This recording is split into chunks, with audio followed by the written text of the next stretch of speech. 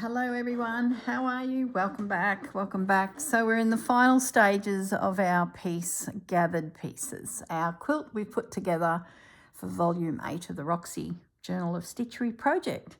Now, where am I at? My goodness, my problem I've got from this point on is I'm running out of time. So I'm filming this Saturday morning before I go away for a holiday for a month, and I've got from today exactly 5 days to get this piece finished. I don't want to come back to it in the new year because the girls have announced their next project and I'm ready to, get on with the next adventure. So I'm now going to spend this next week, because remember, you're watching it, I think, on, what are the dates? Probably the 12th, whatever the Saturday is into December, where I'm starting this, probably the 6th.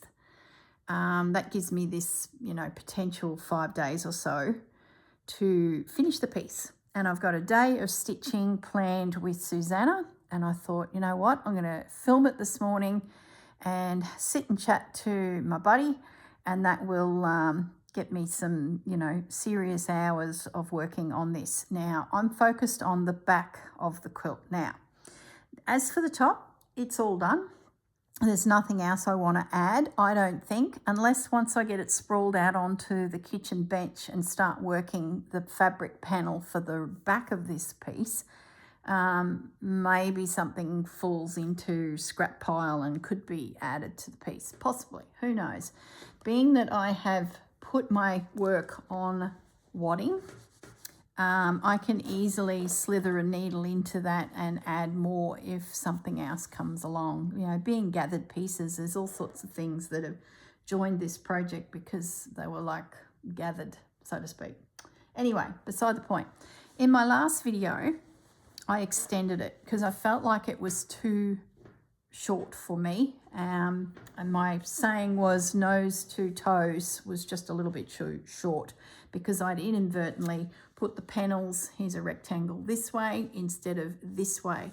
This way was how I did the Just Because quilt, and there was 9 of them and 3 rows of 3. But somehow I managed to do that, so it was a little bit short. So I've gone through and added the extension, and where these ticking straight line extension panels have been added to the top and bottom of the piece, I've then broken up that hard line with filling the gaps. So when that prompt was announced, I thought, oh beauty, I've already sort of done that big out of necessity. So I filled my gaps with pieces that never made it in the first wave of placing, were laying in the box, had been selected because I just love them, and it was a perfect place to put some of these crochet elements that just sing to me. So I'm going to consider filling the spaces or the gaps technically done, hence why I feel confident I can slide on into the next stage, which is create a backing panel. Now, in the previous video, I've been road testing all sorts of fabrics, and I had settled on the Tim Holtz range of fabrics that I had. They laid with the quilt for a week, and I just kept looking at them and they just didn't fit with me. This piece is about my grandmother, who I didn't really know, my dad's mum. She was a farmer's wife. She was dedicated to her husband and the farm, probably at the loss of her own independence back in the day, without going into details, but she loved the little things like her garden and flowers and crocheting, and unfortunately she didn't live a long life, so this became inadvertently a tribute to her. And I don't know a lot about her because I was a couple of weeks old when she passed, but from stories and memories, this is how this has come together. So Tim Holtz just doesn't fit in that. He's a little bit more me than what Mabel would have been. Having said that, another idea that I was floating around with you guys was taking my time with the back and doing hexagons all over it. And I kept saying to my stitchy mates, Dawn and Susanna, please talk me out of it. It is months of work. It's going to roll into next year. I've already got a million ideas for next year. I do not need another Hexagon big thing happening. And I was going to do 6-inch squares, hexagons. It would have been quick, but it was a couple hundred of them. I could have gathered pieces for it. It fit the theme. Oh my goodness. So there was moments, I guess, that came to the forefront and Tim Holt's fabric was pushed to the back. But reasoning has had to step in. If I had all of December to continue with it, I probably would have done it. But I still have this itch. You know when you have to scratch the itch? So what I did was, I think I was chatting to Dawn this day. Oh no, it was one of those girls. And I said, right, I have to get these hexagons out of my brain. So what I've done, I tell you, what I've done is using the fabrics that went into this piece, plus some additional ones. Oh my goodness, Jennifer Clouston, you're going to be looking at this going, there she goes again. Those hexagons have really got under her skin. I went through my fabrics and pulled out scraps plus fat quarters plus random things left from projects, and I started slicing them up. So like the house panel that I did with Susanna, and I love this colour palette. I just love it. William Morris, I had some random ones of those. A little bit of Tilda, that's Tilda. Who knows? The Howard drapery. It's just a collection of the colour palette that would have been the big 6-inch hexagons on the back. So you're probably wondering, where is this going? Like, that's Howard drapery. I don't know where, probably the drapery. Now, so what I've done is I've gone through my little stash of hexagons, and I only had a few of these. I don't know where the rest have gone. Maybe I've used 50. No, I haven't used 50. I don't know. They must be kicking around. 1.5 inch. So I've gone smaller, but not as small as the last Hexagon English paper piece project I did. They were 1 inch. So let's give myself a little bit of grace here. We've gone 1/2 inch bigger. And yes, she's done it. She's cut up a heap of fabrics. I'm so sidetracked. I think it's because I'm wallowing in this colour palette and I just love it. This is a fabric that I had pulled out for the background, and I've cut myself 4 of them. I'll give you some sizes in a minute, just in case this sends you down another bloomin' rabbit hole. So I've got 4 of these. Now, in order not to be an intense English paper pieced project, like, you know, I'm renowned to do, I'm just grabbing a measuring stick. Okay.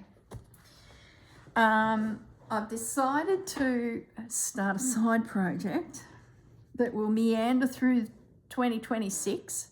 I can apply gathered pieces to it, so I still get my fix of, oh, that's pretty, I might add it to that piece. And I'm going to slowly work on another, oh my goodness, I bet Dawn and Susanna are just shaking their heads going, oh, she's gone and done it. I've adapted it, ladies. We've toned it down ever so slightly.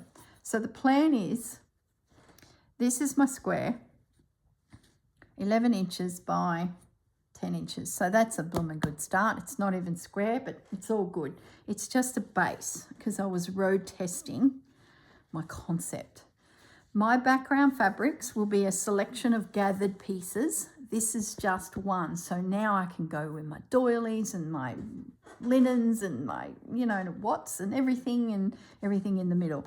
I've been slinging scraps into the pile, hence this happened, and I thought, you know what, I might as well just slice them up and then I'm committed. So that's how that happened. I found a few leftovers of my 1.5 hexi, so now that's happened, and I have put myself together some hexagons and I've thread basted them.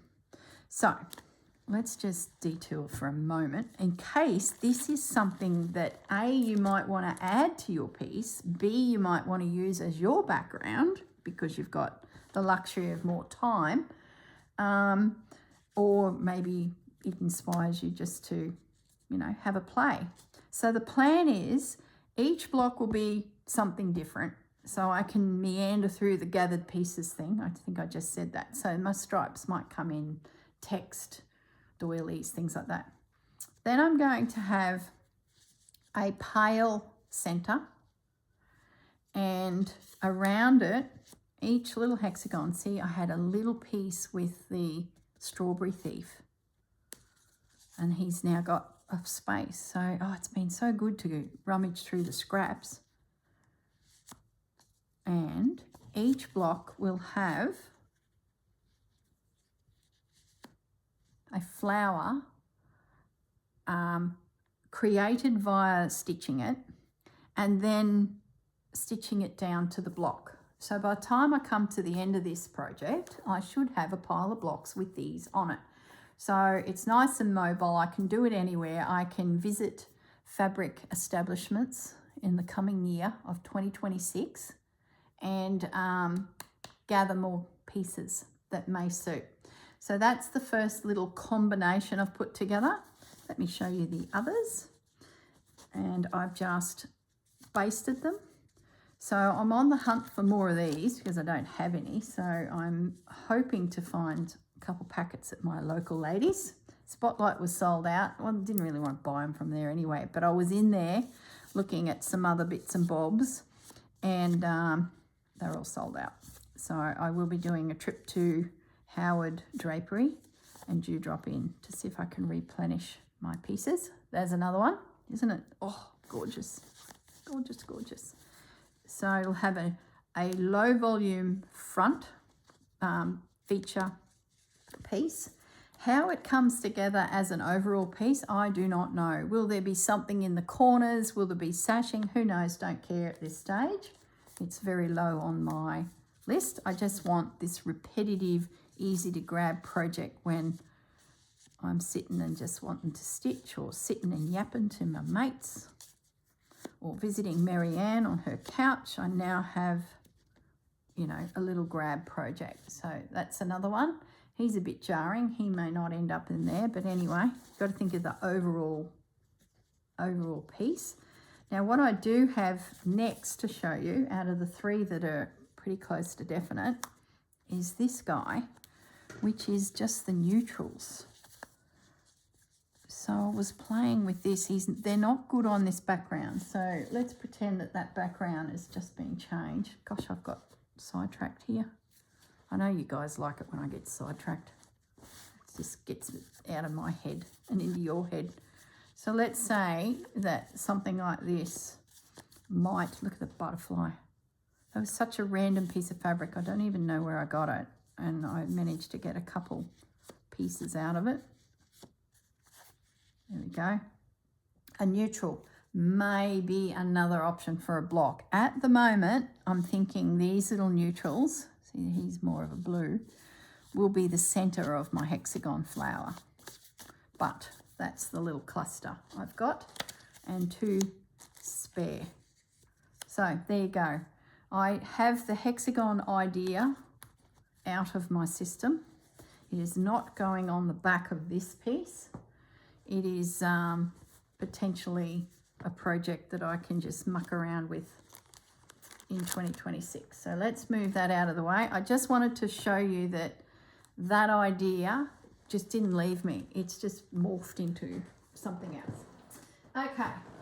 And can you imagine this sitting on the couch with that piece with it? Like it's a combination of the same colours, and oh, can't wait. Anyway, focus. Now I mentioned that the Tim Holtz wasn't sitting with me, so revisited the fabric stash. Now this fabric, I have a big chunk of it. It's not enough to really do the whole back, but it'll get me pretty close, and it's through this whole piece in the hexagons. So it's part of the project, and it's got that sewing theme. I'm pretty sure I picked this up, I don't know. It's probably Howard, but could be Patchwork on Palace in Maryborough. Let me just show you the name of it. It might catch your attention.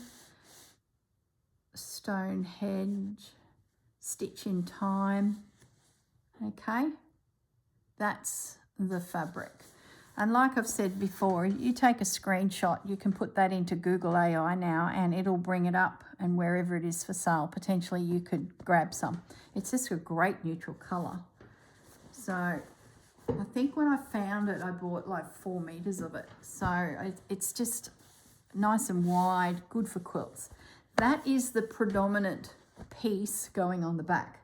Now, thinking back to Mabel, let's get back into the flower garden. So I found these 2 pieces.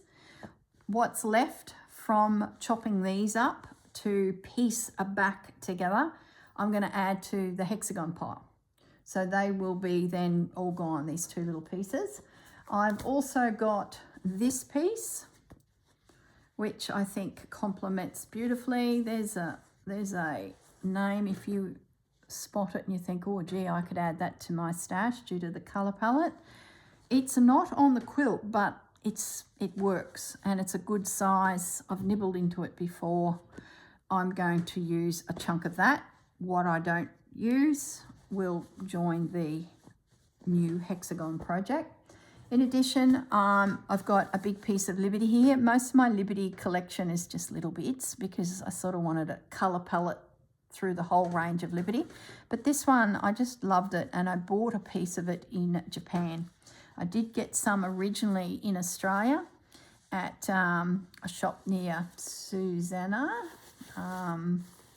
Rosemill Cottage or something.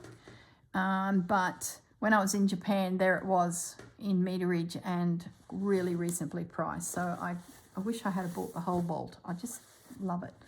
So that will feature. It's also already on the quilt. So you can see why I've pivoted a little. I loved your comments because probably 50% of you said, yep, Tim Holtz, beautiful.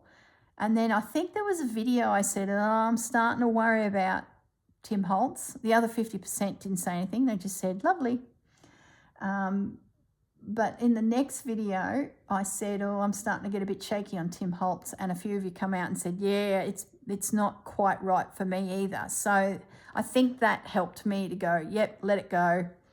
Tim Holtz out the door, back into the cupboard, and stay with the theme of the quilt. Now, these 2 little pieces are also from Japan. So I've grabbed them out. They're sisters. They're like a low volume and high volume print of the same. I thought for continuity that would be lovely. Like I said, any scraps left, to the point where I will probably make sure when I place the piece on, I will leave enough of a scrap that I can slice it off and get some hexies. I'm going to deliberately create hexie scraps. So that's the plan, guys. Like I said, I don't have much time. We've got a week. So I thought I'll start the video at my desk, show you how I've come to this point. I will then relocate to the kitchen counter. I'm going to lay out all of these fabrics into some form of pattern. I'm then going to needle turn the edges. We'll tack everything down. I'll pin first. I'm then going to tack it, and in the process turn in all the rough seams so I don't have any raw edges, because I've done that on this whole quilt anyway. So we'll continue that technique. Then we will quilt it, and I'm thinking I'm going to use the same technique I used on that hexagon quilt that I did earlier in the year, a couple months ago, where I used the 6.5 inch ruler that I've got. It's nice and long, and I draw my lines and I do a diagonal crosshatch style. That's the plan.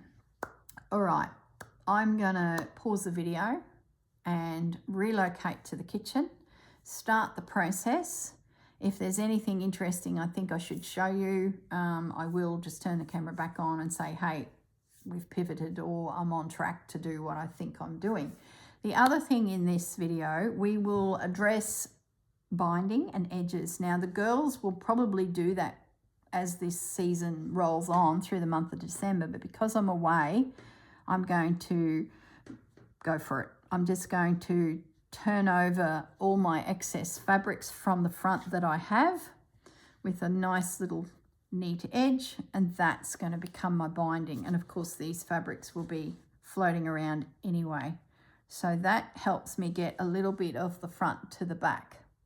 I may need to add more fabrics. I think my side seams are an issue. I think my top and bottom where this stripy ticking came to be, I added 2 inches, 2.5 inches, where my side seams are pretty flush with the actual piece.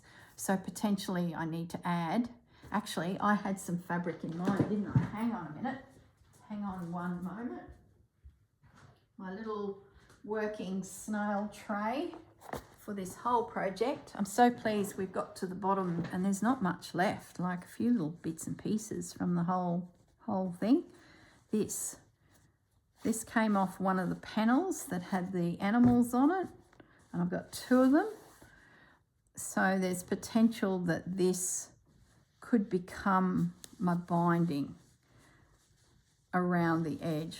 That might get me out of strife, and I know it matches because it's part of this whole project. There's the second one.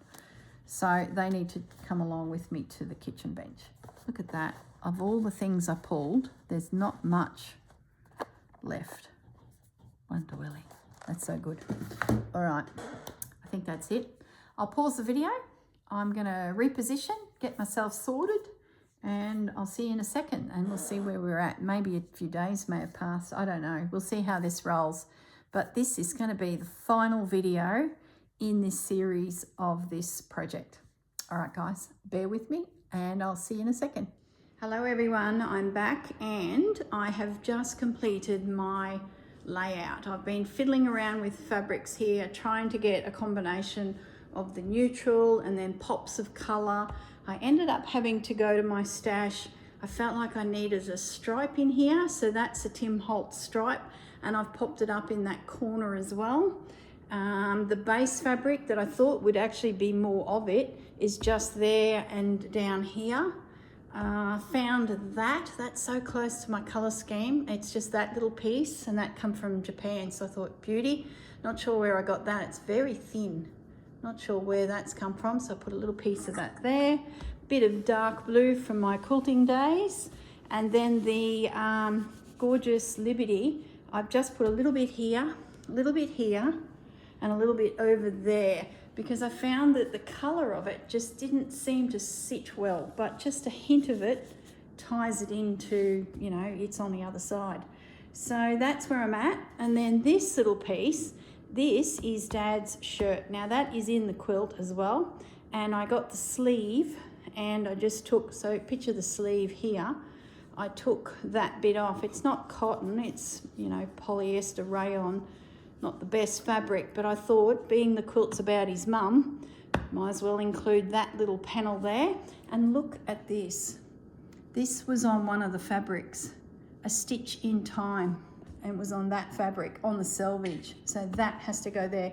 I'll take away the stone henge. I just left it there because I'll just keep that in my stash of little selvage words and labels.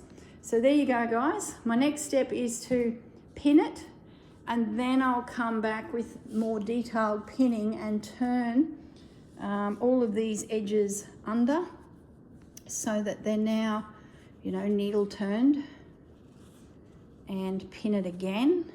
I'll tack it, and then I'm ready to quilt it. So that's sort of the next stage. I won't show you any of that because I've done it before, but at least you can see the back of the piece and how it's coming together. And look who's in the phone there and listening. Say hi, Susanna. Hello. So we've been yapping away for, I don't know, hour and a half, 2 hours like usual. And she's doing homework. Doing homework. So I put her at the end of the quilt, and we've been just yapping away. All right. It's good when you've got someone to talk to when you're doing these large tasks. So yeah, really pleased with that. So there you go, guys. I shall pause the video once again and catch up with you when I'm sort of at the next stage. Sorry about for the wonky camera work, but my stand just didn't give me the big enough view of it. All right, see you soon. Okay, guys, I'm back. So I've spent a day quilting and just taken my time. And what I mean by quilting is all of the raw edges on all of these pieces or patches of fabric have been finger pressed, turned under, pinned, and then slip stitched around the perimeter. So everything is secure, and in the process I've picked up on that batting and slithered through that as well. So I guess it's actually sort of quilted already, but I do want to play with a little bit more quilting on it, which will be a case of like the Hexagon quilt that I recently did, using my ruler, which is 6.5 inches, draw a line, find a nice sort of angle at the corner, continue it through, and then come back on the opposite angle and do it again. So I'll get a square but on its point, if that makes sense. But I'm thinking, because I haven't got the border in a conventional way, it's not like a binding going on, I think I'm going to do this last, because I sort of need to know where my lines will start. Will this come right in here, or will it be way back here? So I decided that my next step is to get all the binding turned in, get it stitched down, so it's technically would be then completed. Then come back and do this decorative stitch. So that's what's next. Now I'm down at the bottom of the quilt, so we've got those stripy pieces. So in this scenario, I am just going to turn myself a seam and turn it up. And that would be the finish. Now the stitching that I did do in all of those stripes, the canvas stitching, I'm a little bit shy all the way along because I didn't know where this potentially would finish. So I will need to come back on the other side and just put a couple little stitches on the top of each of those rows. At that time, I need to decide, am I coming through to this side? Probably not. Do I need it that big this side? Probably not. I'm thinking we might just do that, so it's not such a big edging. Just leave it as a little edging. I do like a fine edging these days. So do we do that? And then I just slip stitch it.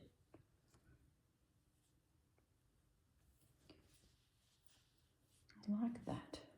I think it holds its own in the chunkiness that this is. Yeah, that's what we're going to do.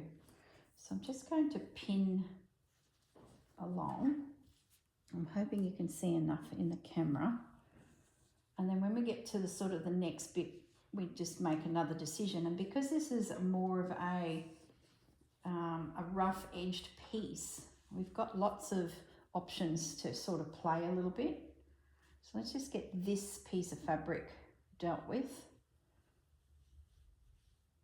And I thought too, lots of thinking when you're stitching, I might even bring some of my leftover lacy bits and take some from the front a little bit to the back. Why not? Like, let's have a play.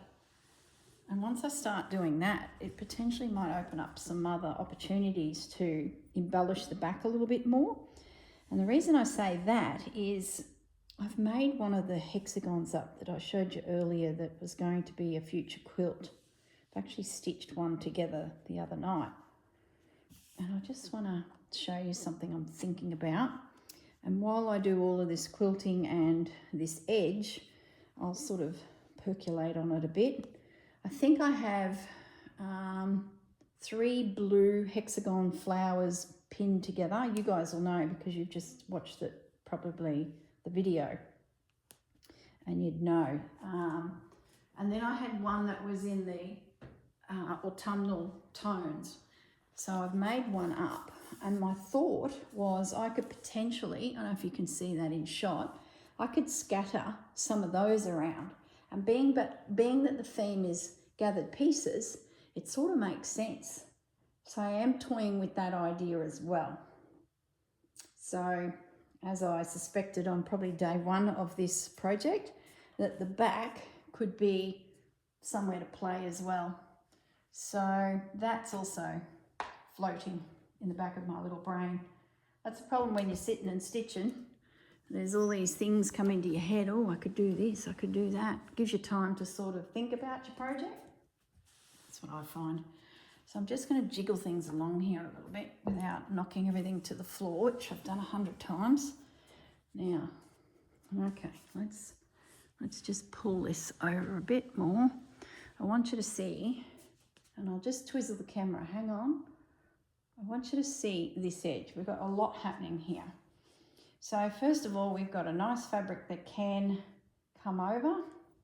We've got a second little fabric here that also needs to pop over or finish. And this one, I don't think it's really needed. So I think it's a case of we cut you back with a snip and a rip. Maybe not. Let's get you out of the fray. We don't need all of that bulk on our corner. And there's our wadding. So we're not far off. So that's all right. Now, you're coming over. Oh, okay, so we've got a selvage here. Oh, that's great. That gives me that nice, neat edge. So do we tuck you in there, you over there, and then you like that. I'll just pin it rough at the moment, but I will probably need to spend a bit of time getting everything flat. And this might need a bit of an iron. It's a little bit puckery there. Okay, let's grab some more pins. Just bear with me as we smoosh all this into position. Yeah, I think that'll sit really well. I'll definitely give that an iron. That piece with the big stripe, this one here is linen. So linen can be a bit fiddly. All right, let's have a look at this little guy. He was just a little patch. So do we finish him this side or do we take him over? How much of a needle turn can we get? Or just, I'm going to take him over.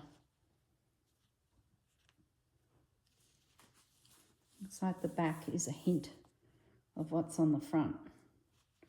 Let's just do that. That's a selvage, and I think I recall saying, gee, I like that little furry little bit.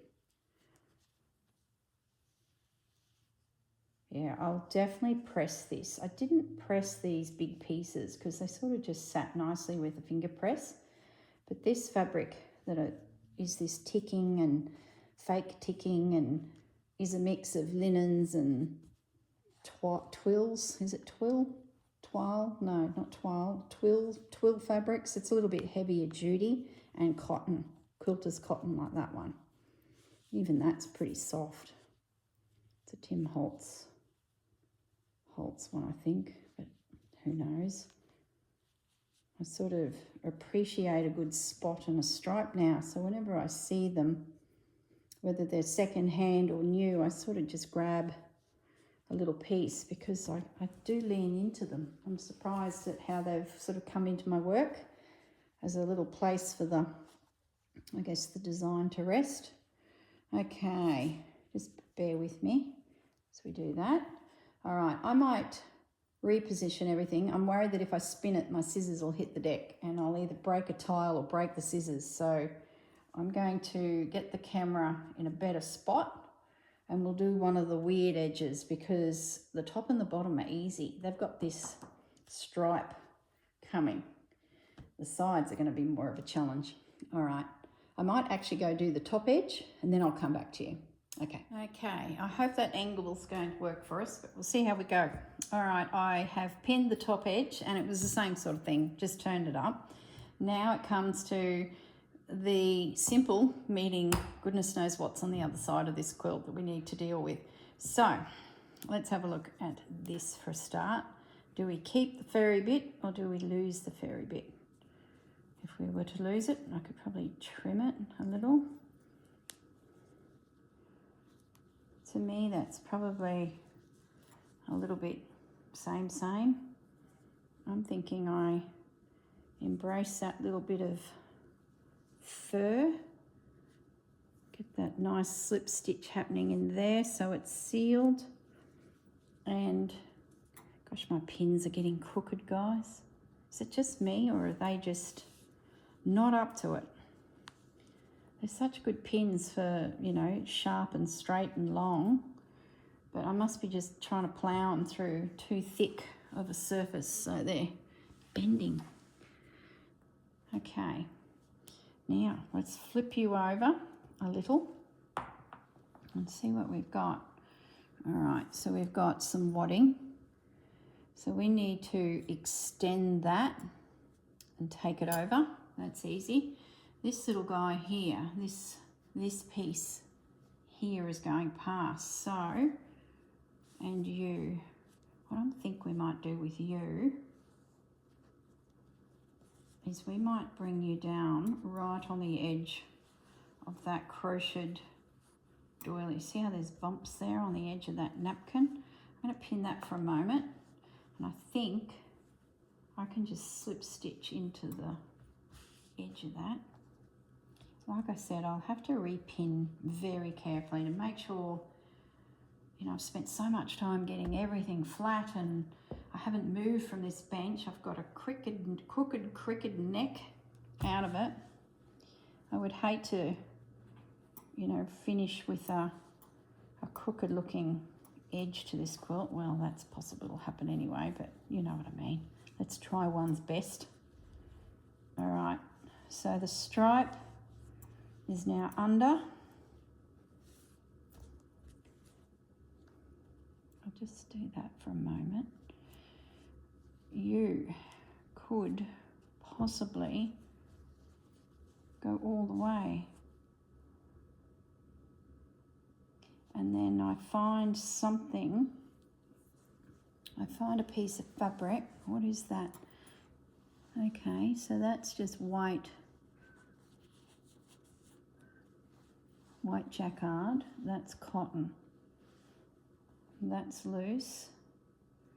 So I might needle turn this little element onto something that slides under here, goes over the back all the way.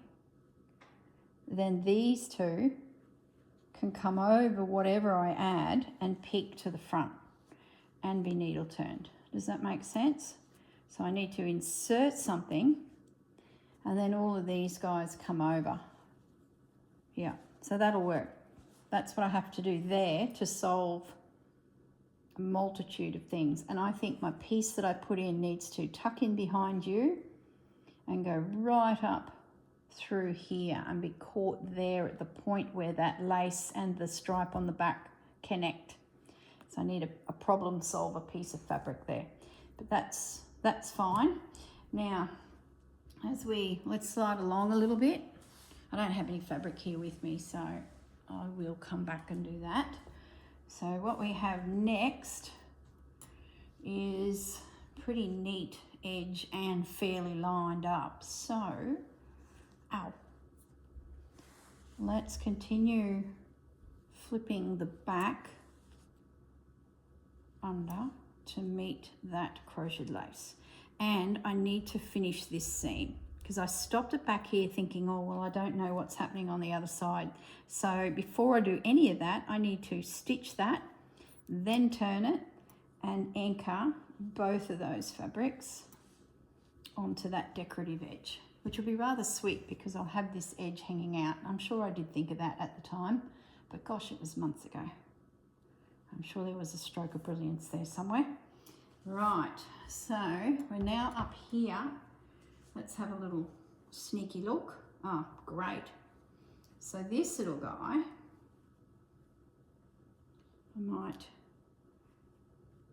continue you under so you just finish. And then I'm thinking, let's now look at the front. I think that's in shot. So that, let's pretend that gets trimmed. Probably down to that. I don't mind it sneaking in on the candle wicking piece here because it sort of includes it then. Yeah. And I need to have a think about this top because I've run out of fabric. So do I need to tuck you under a little bit?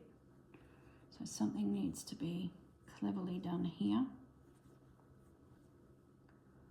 So then that is neat. There's a lot to consider when it comes to doing these random finishes on edges. So I suspect I'm going to need another piece of fabric up here as well. Now that's where I grabbed a doily. And I thought if I get a spot where it's raw and there's nothing to tuck because it's neat to the top edge, there's an opportunity to use a doily.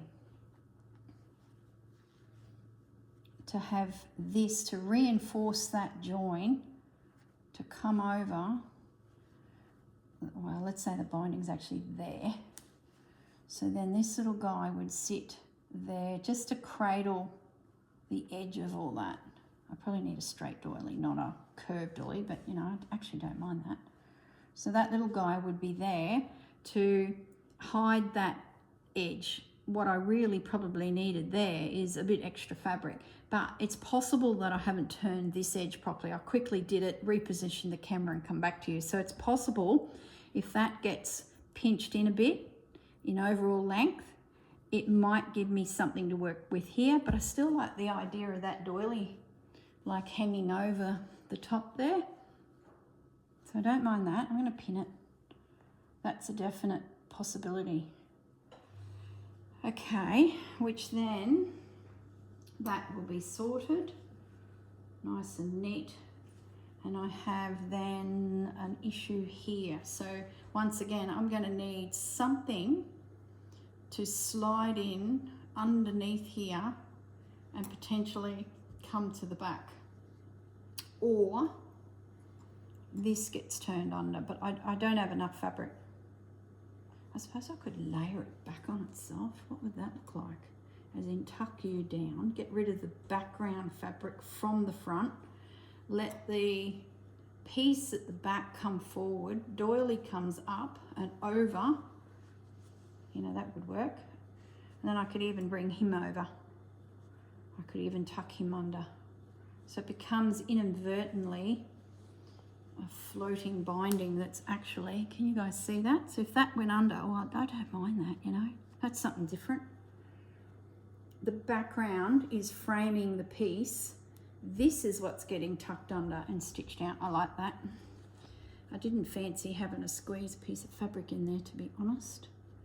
Whether that'll work with this blue one, but I'm pretty sure it will. So that will treat that edge. The background fabric, which is already coming across, is going to cradle the front without the front really needing to do much. We get a little peekaboo of fabric there. Yep, I like that. Okay, I'm pretty sure that corner will work out.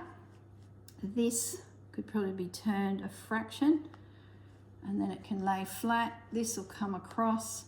I should be able to get a nice folded edge there. It's going to be a case of what gets stitched first, you know. Nothing like a puzzle. I need to take off of this a bit of excess. It's not needed. So, and it's possible that I actually bring that right back to quite a small little frame, and it sits maybe a little bit proud of that bottom piece. Oh, the possibilities. So just pin it. I think that will work.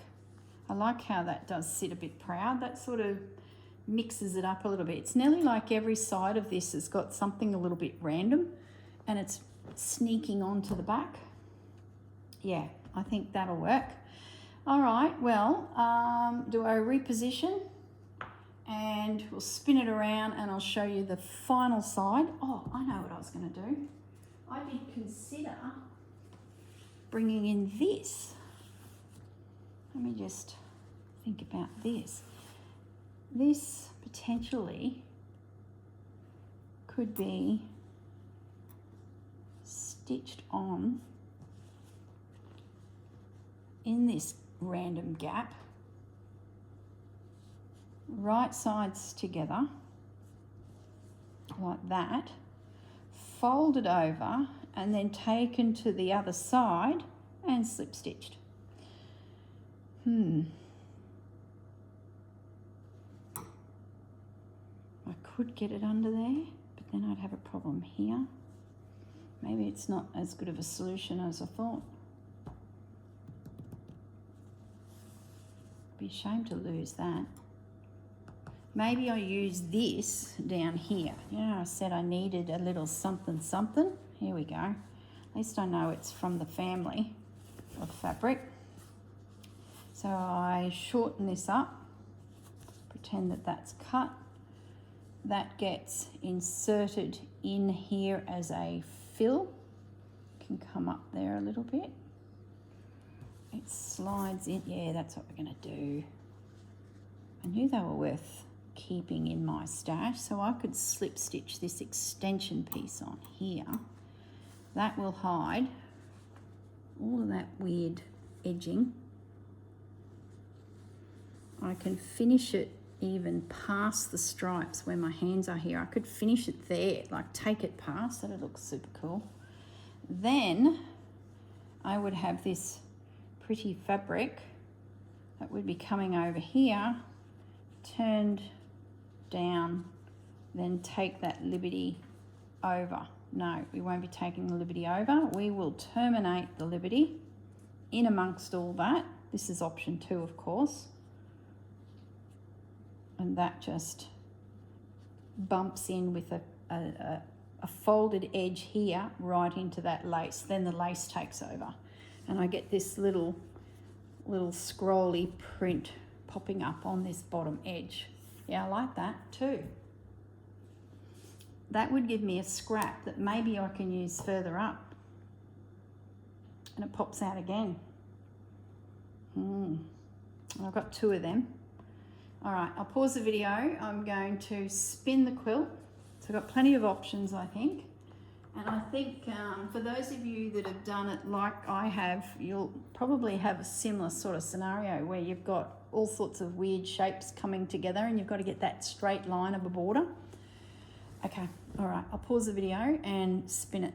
Right, we've now got the other side.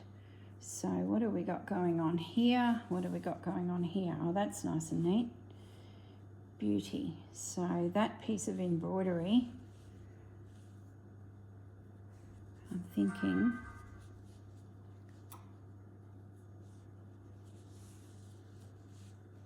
that goes over. So we just get a hint of it. That is a raw edge, so that's not as easy, but we can do that. Okay, I'm pretty sure that will work. Throw a pin in it. All right, so this little guy, this white will come over. So I think that's the end of that blue. He's not going to the front, but this little piece here. So this might be another good spot. So if that needle turns under, catches all those raw edges, finishes it off neatly. This might be another spot where a doily comes drifting through, which is not a bad idea because I've got a seam here. So to have something coming over that seam just helps sort of break it all up a little bit so it's not so blocky. So that will work, and it is neat that side. Yeah, I like that. Okay, so now we've got some linen and we've got not enough fabric to get anywhere. Gee, I cut that a bit short, didn't I? And that sort of applies all the way up. All right, here we go. Looks like this is going to come into play. So let's assume that's trimmed to whatever size I think I need. Right sides together. I could potentially do it from this side or the other.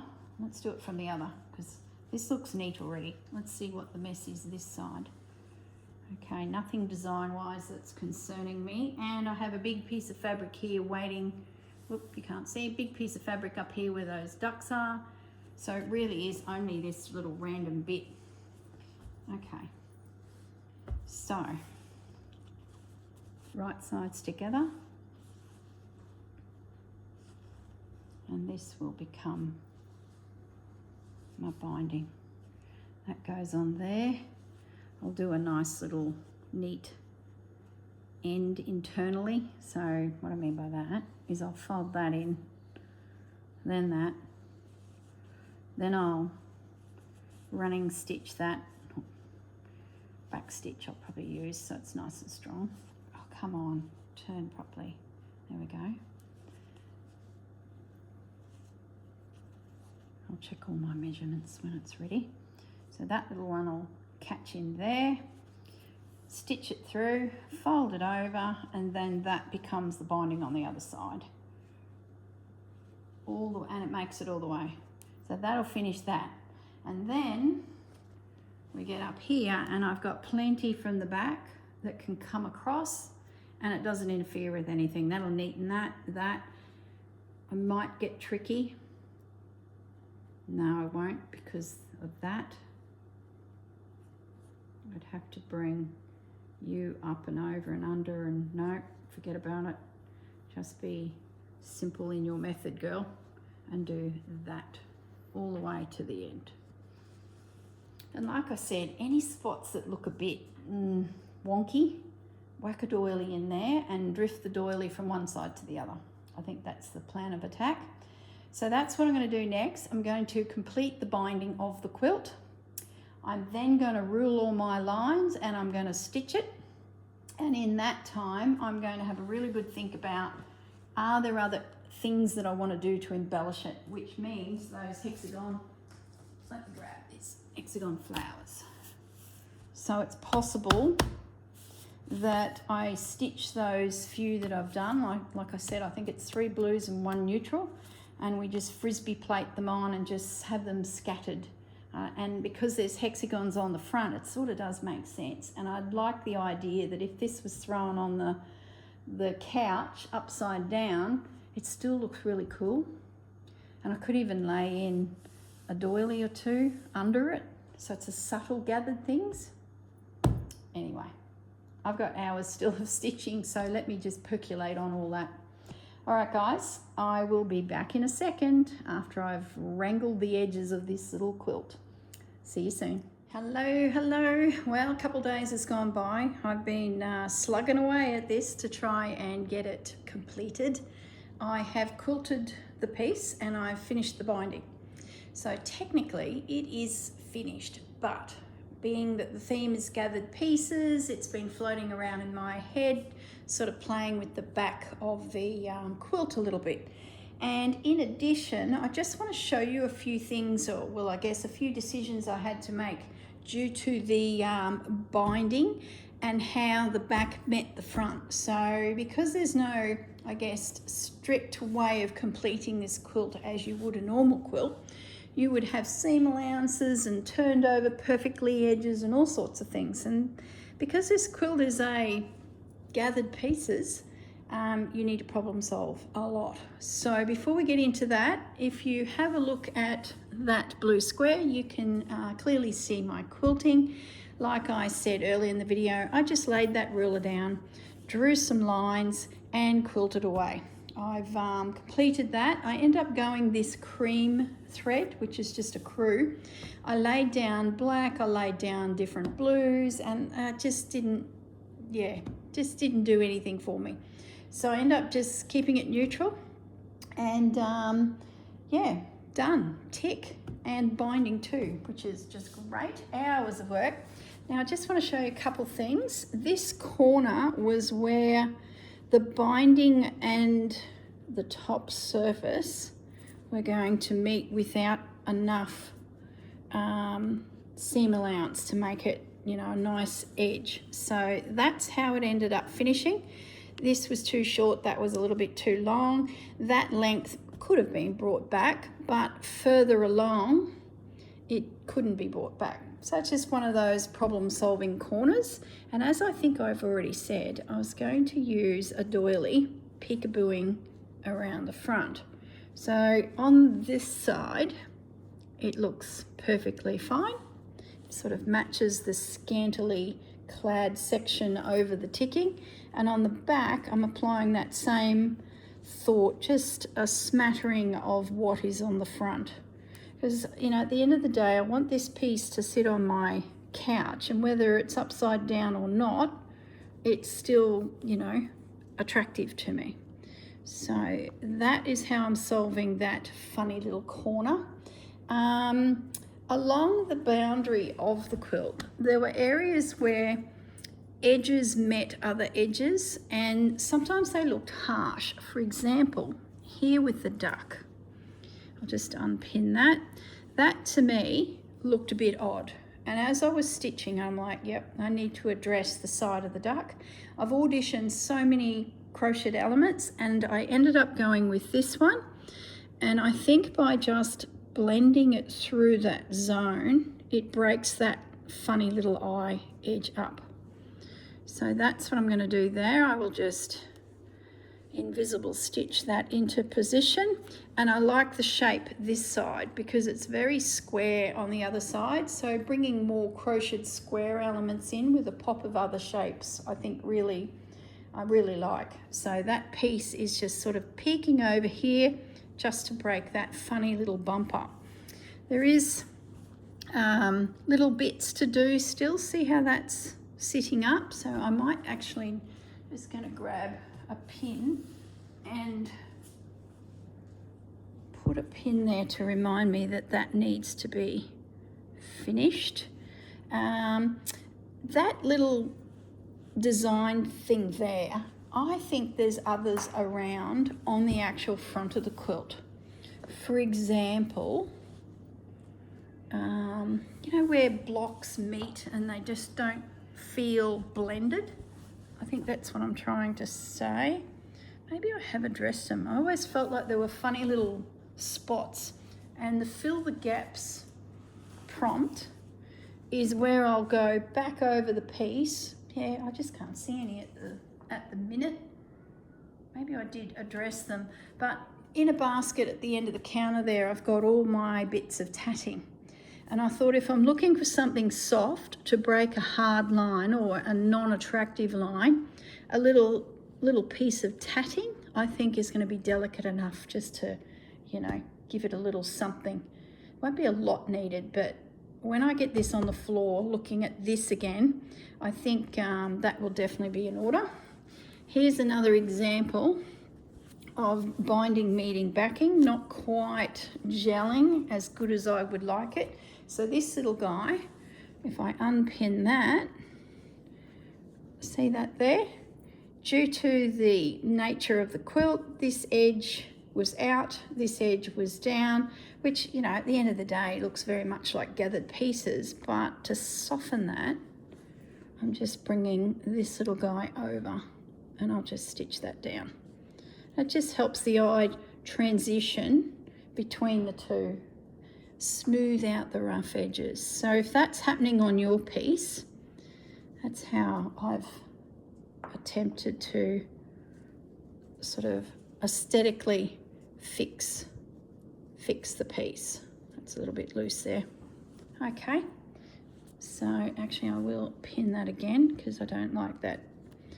It's not doing what I wanted. Let's make it true to the shape of the quilt. Don't bulk it out. Okay. Every other corner is pretty good. Like that one I'm happy with. Oh, here's another one up here. I'll let the quilt come to the floor because we're nearly done. This here is an edge that was a turned edge meeting a binding, meeting a trim. So it's this funny no man's land in there. So once again, I found two doilies that can peek across, complementing this side, and then also complementing that side. It was a bit of an effort to figure that out because I was doing square ones, triangles, all sorts, and they'd either work here or not the other side. And it was a circle in the end, and I think it's because all of this is so curvy here. There's all sorts of, you know, shapes that are moving. A square just looked a bit odd. This up here was another example of just needed something. There was nothing really to hide, like binding, meeting, front was fine, but this edge was just a little bit shy of fabric. See that there? So it's all reinforced. That will stitch over it to capture that little edge, plus inadvertently add a little trim to the edge. I looked at all sorts of that too, and I end up just toning it back down to something simple. That's a flower that I've got off of an edge of a napkin and just, you know, over the edge. I think that's it.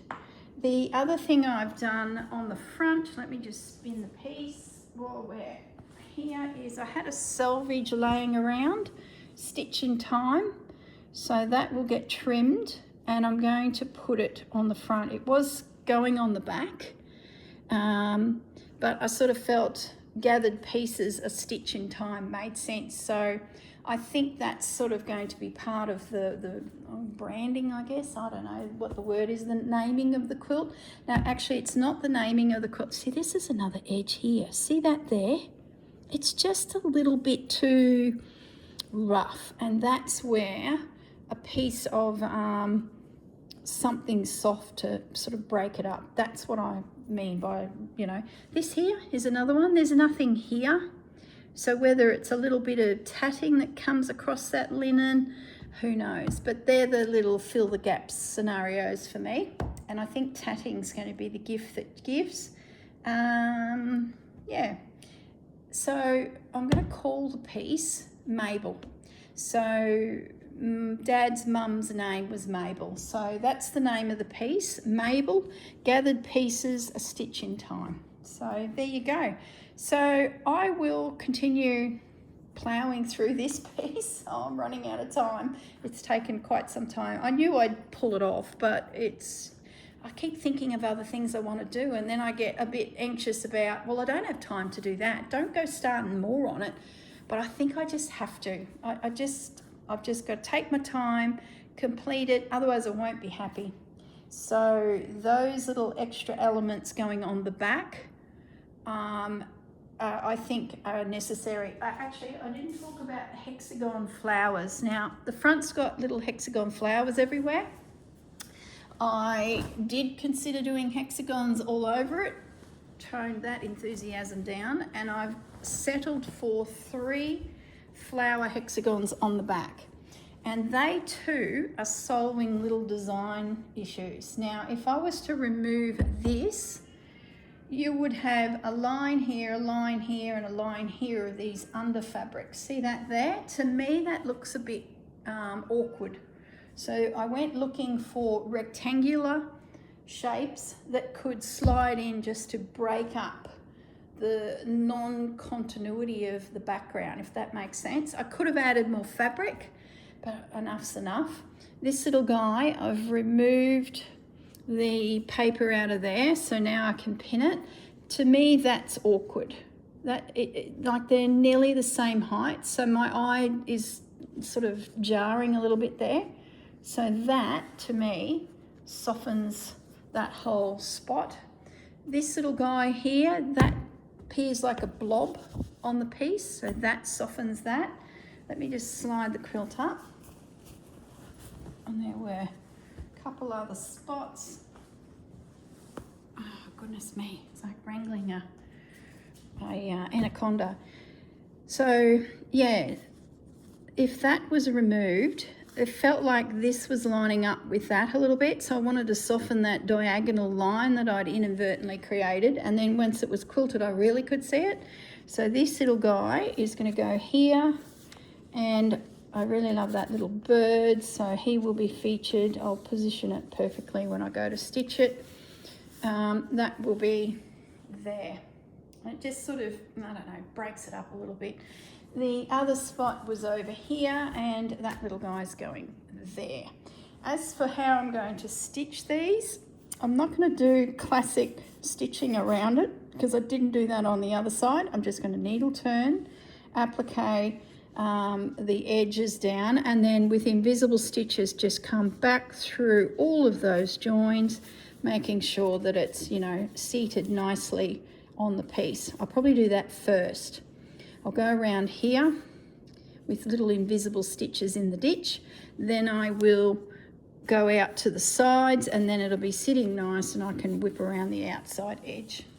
And that keeps it in the true context of it's all needle turned, all of these seams. Yay, I'm so close. All right, I'm gonna leave it at that, and I promise the next video will be Mabel is completed. Oh, yay, can't wait. All right, guys, look after yourselves. No, that's my end of video thing. I'll be back, don't worry. See you in a second. Well, that's it. Say hello to Mabel. We have finished many, many, many stitches. So there she is, she's done. Really, really pleased with it. Like, I could keep adding, like, where does it stop? But it has come to an end. All right, guys. First of all, thank you everyone for joining me on the journey. Thank you everyone for your kind comments, your encouragement, some clever ideas that you threw up. Really, really cool. Thanks to the Roxy team that carry us all through this project, Rachel, Sarah and Judy, their mum. And last of all, thanks to Fudge, who is my creative director.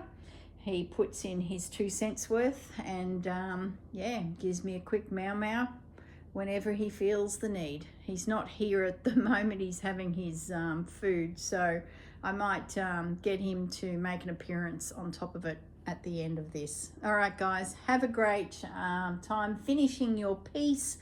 Catch you in the next volume 9. Oh, thank goodness it's something small. Oh, great. Can't wait. Lots of little things. All right, guys. See you in the next video. Bye.